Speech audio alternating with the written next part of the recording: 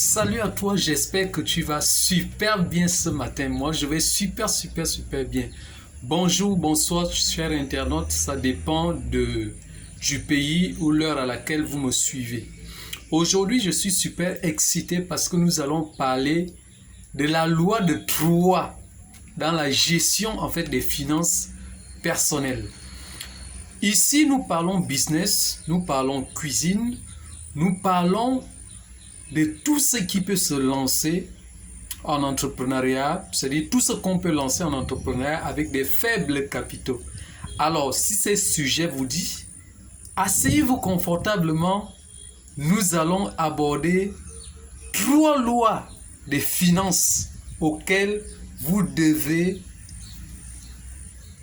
respecter pour pouvoir évoluer dans votre entrepreneuriat. Nous savons que dans cette chaîne YouTube, nous parlons des petits business qui peuvent facilement engorger ou bien engager des millions. Merci, chers internautes, et nous sommes super contents d'être avec vous. La première loi des 3, c'est la loi de 50%. Quelles sont les choses qui rentrent dans la loi de 50%?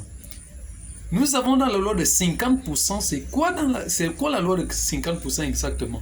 C'est 50% de vos revenus que vous allez utiliser.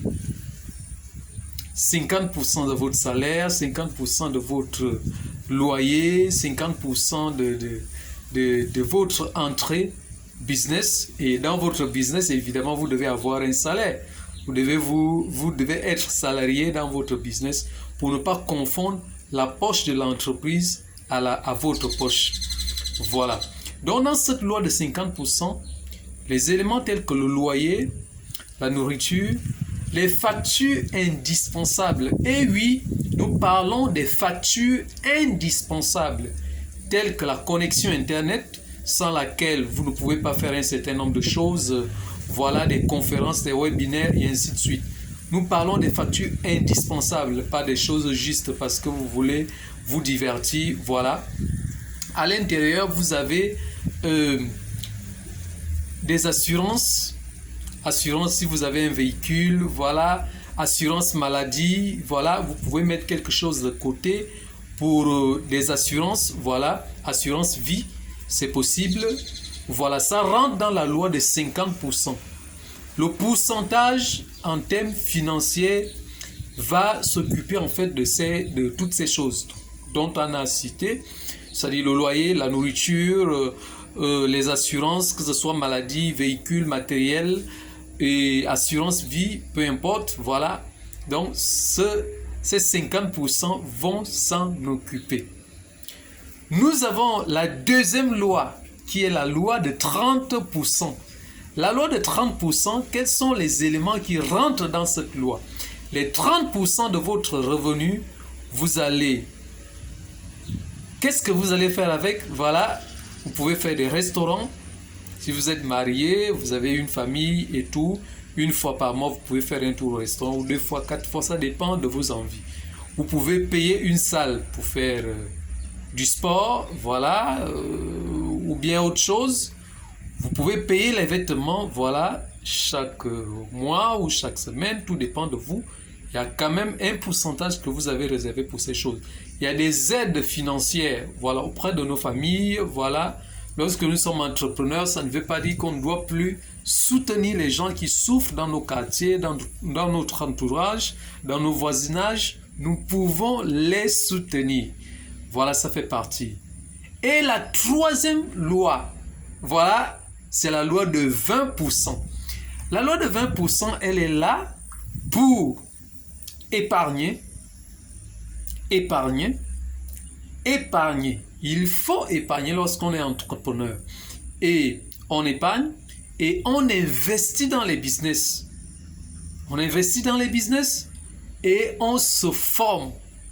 Première chose d'abord d'un entrepreneur, c'est qu'il doit s'auto-former d'abord et il doit aimer la recherche. Chers internautes, je vous assure, nous devons aimer la recherche. Lorsque nous sommes un entrepreneur, lorsque nous sommes un businessman, lorsque nous sommes un homme d'affaires, nous devons nous former. Voilà pourquoi beaucoup d'entrepreneurs en fait ont des difficultés ou connaissent des difficultés parce que ils ont des problèmes au niveau voilà, de la formation. Ils ne veulent pas se former. Moi-même, j'ai eu un chaos dans ma vie, voilà, à cause du manque de formation. J'ai eu des affaires qui ont chuté. J'ai eu des investissements qui ont foiré. Plusieurs choses que j'ai tentées sont tombées à l'eau parce que je n'étais pas du tout formé à ces business-là. Voilà pourquoi j'ai décidé, chers internautes, s'il vous plaît, de ne plus jamais me lancer dans un business si je n'ai pas suivi une formation qualifiée de ce business-là. Et de voir la qualité du niveau de vie du formateur, la formatrice, celui ou celle qui me conduit dans ce business, je dois d'abord voir ce qu'elle a pu accomplir avec ce business. Chers internautes, ne négligeons pas les business. Chers entrepreneurs, ne négligeons pas la formation. Tout part de la formation. Si nous n'avons pas une bonne formation, nous ne pouvons pas faire certaines choses.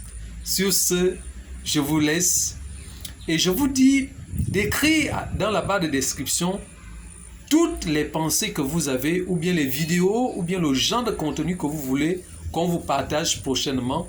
Ici, dans la chaîne Cuisine Business 241, nous partageons des vidéos tous les dimanches, voilà, pour le début, et nous allons avancer au fur et à mesure. Si vous avez des questions, n'hésitez pas d'écrire en commentaire et je prendrai plaisir de vous répondre. Et aussi, si vous avez des suggestions des vidéos, des thèmes que vous voulez qu'on aborde, il n'y a pas de problème, vous pouvez simplement écrire en bas de description et nous allons vous répondre. Merci, ciao.